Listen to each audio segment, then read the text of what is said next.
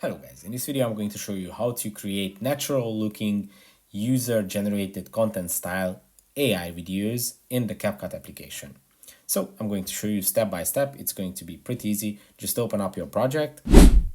Then you have to go to the bottom of the screen where it says text.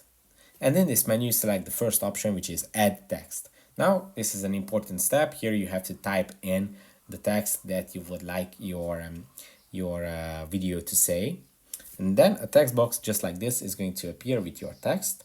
And then when you tap on it, this menu shows up on the bottom of the screen, and here you have to select AI avatars. Then when you select this option, there are going to be lots and lots of different styles of AI avatars, as you can see, different niches. But for the user generated content style, you have to select UGC.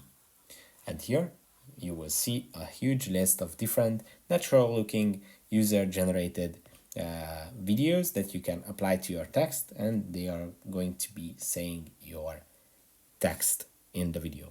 If this video was helpful for you, please consider sending a super thanks donation.